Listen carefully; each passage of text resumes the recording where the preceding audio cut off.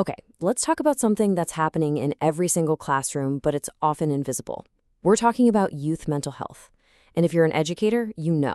This is one of the most important things we can tackle to help our students really succeed. So let's dive right in. Let's just start with a number. Think about your classroom right now. An average class has, 30 students? Well, statistically, 5 or 6 of them, 5 or 6, are probably facing a real mental health problem. We're not talking about just a bad day or a grumpy mood. No, these are persistent challenges, the kind that get in the way of learning, making friends, their whole world, really. So when you hear a number like that, it's easy to feel a little overwhelmed, right? It immediately begs the question, okay, so what can I, as an educator, actually do about it?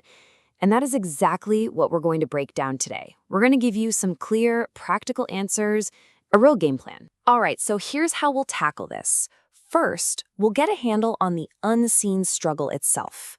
Then we'll get into recognizing the signs, super important. We'll also define your role, what you should and shouldn't do. Then we'll talk about building a support system, because you're not alone in this. And finally, we'll look at how to create a healthy classroom for all your students. All right, let's jump into our first section, the unseen struggle. So what are we really talking about here? Let's get the scope of this thing clear. So what do we even mean by a mental health problem?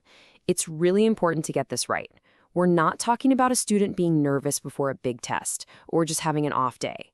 The key words here are duration and interference.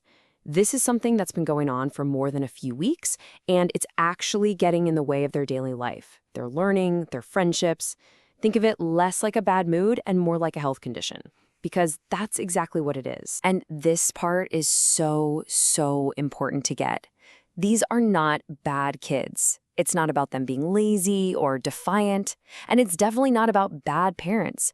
These are real, legitimate health challenges, no different than something like asthma or diabetes. The good news? They are treatable, and getting in there early, man, that can make all the difference in the world for a kid's future. Okay, section 2, recognizing the signs. We've defined the problem, so now let's get practical. What should you actually be looking for in your students? You know your students best, right? So the biggest thing to watch for is a change from their baseline. You have that kid who's always buzzing with energy, and now they're super quiet and withdrawn, or the one who's normally pretty chill, and suddenly they're irritable or lashing out. These are big red flags. We're talking about extreme sadness that just doesn't lift, big personality shifts, or that sudden, I don't want to go to school that happens day after day. A lot of times, the very first place this stuff shows up is right here, in their schoolwork and with their friends. You might see a sudden drop in grades from a student who's usually on top of things. Or they're making careless mistakes, just can't seem to stay on task. Look around at recess. Is there a student who used to be in the middle of everything and now they're always alone?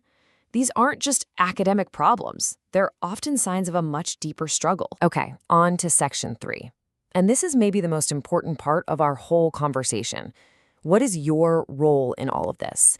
Let's get really clear, because this is about empowering you, not giving you one more impossible thing to do. I want you to hear this loud and clear. Your role is to observe and support, not to diagnose. It is not your job to figure out if a student has clinical depression or an anxiety disorder. Leave that to the physicians and psychologists. Your power, your crucial role, is to be the expert observer in the classroom. You're the one who notices the changes and knows how to start the process of getting that student the help they need. Okay, so if you're not diagnosing, then what's the trigger? When does a concern become a real concern? How do you make that jump from just noticing something's a little off to saying, okay, I need to take action on this? Well, here's a fantastic little tool to put in your back pocket. It's called the FDI framework. Super simple. It stands for frequency, duration, and intensity. So you ask yourself, how often is this happening? Daily? Weekly? How long does it last when it does happen? 5 minutes? All morning? And how intense is it? Is it actually getting in the way of their schoolwork or friendships? This gives you a really clear, objective way to think about what you're seeing. Moving on to section 4, building a support system. So you've used that FDI framework, you've documented what you're seeing, and you're concerned. What's the next step? The most important thing to remember is you are not alone. Seriously, let this one sink in. It can feel like you're on an island when you see a student struggling, but you're not. You're not supposed to have all the answers. A team approach isn't just a nice to have, it's essential. You are one crucial piece of the puzzle, not the person who has to put the whole thing together by yourself. And just look at who's on your team. First and foremost, you've got the parents or guardians. They're your primary partners. Right in your building, you've got school resource staff, your principal, a school counselor. And then beyond your school walls, there are board professionals and community specialists. See? You're part of a whole network that's there to wrap around this kid. Let's be real, talking to parents can be the trickiest part, right? So let's look at some simple do's and don'ts. The big goal is to make it a partnership. You're on the same team. So, describe specific things you've seen. For example, say, I've noticed, instead of I think he has. You're sharing observations, not giving a diagnosis. Don't blame anyone. And always try to start with something positive about their child. Frame it as, how can we help them together? And one last super important point here. Always, always follow your school board's specific policies. They have rules for communication, referrals, and confidentiality for a reason, to protect everybody involved, the student, the parents, and you. Make sure you know what those procedures are. All right, our final section. Let's shift gears from reacting to individual struggles to proactively creating a healthy classroom. How can we build an environment that supports good mental health for every single student from day one? It really all comes down to fighting stigma. I love this definition. Stigma is a mark of disgrace that sets a person apart. It's built on fear, and it's the #1 reason kids and families don't ask for help. So, if you can create a classroom where it's okay not to be okay, where differences are just normal, and where mental health is something we can talk about, you're tearing down that wall of stigma, and that is incredibly powerful. And here's the best part. Promoting mental health isn't some extra thing you have to add to your already packed day. It's just good teaching. It's setting high but reachable goals. It's having clear, consistent rules so kids feel safe. It's praising specific behaviors. It's teaching them how to get along, how to manage their feelings, and it's creating a culture where making a mistake is seen as a normal part of learning.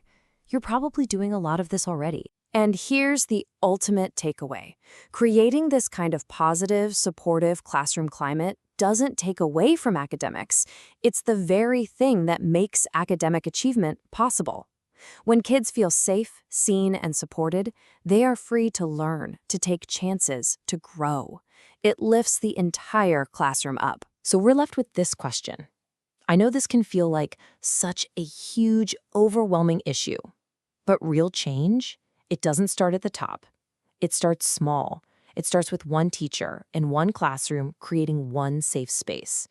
When you observe, when you support, when you build that healthy environment, you're not just helping 1 or 2 students. You're literally changing the way a whole generation thinks and talks about mental health. So, how will you change the conversation in your classroom?